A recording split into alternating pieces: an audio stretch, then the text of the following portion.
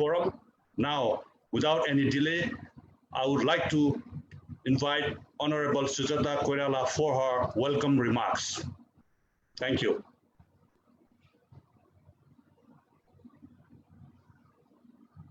Good evening. I'd like to welcome you all to the global virtual conference organized by GP Koirala Foundation, America.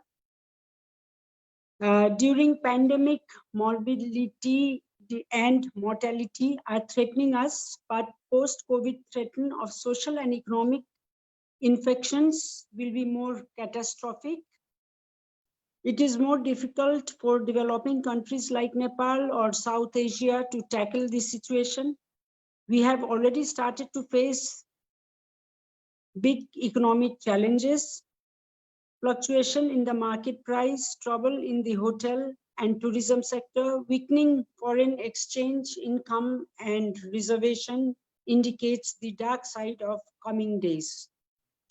One of the pillars of Nepali economy is remittance, but the rate will be definitely decreased as most of the employees are returning back to country. Especially young population that are most vulnerable to unemployment because of economic recession.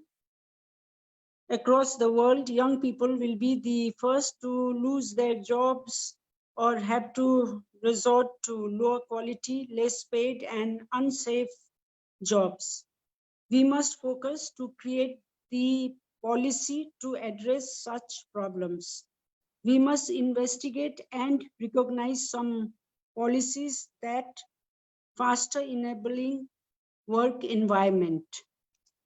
Some references can be taken as Scotland introduced developing the young workforce program, Rwanda's initiative Youth Connect program, South Africa's expanded public works program that support for the youth employment strategy and commitment to improving the skill levels of young people to adapt to market requirements.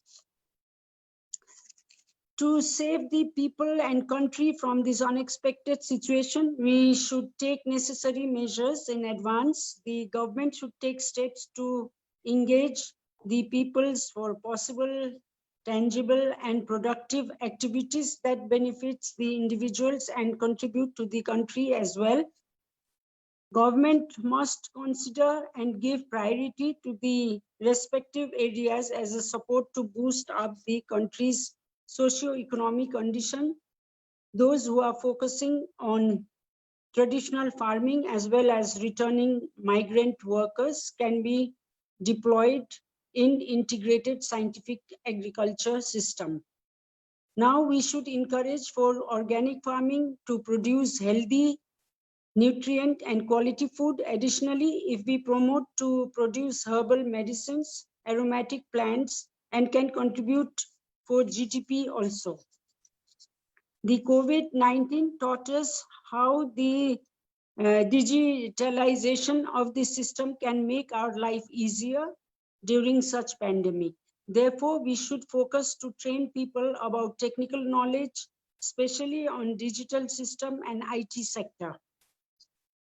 We have huge scope in the production and distribution of homemade handicraft, manually developed ornaments, traditional arts that not only promote the economic activities but also save our cultures should be prioritized.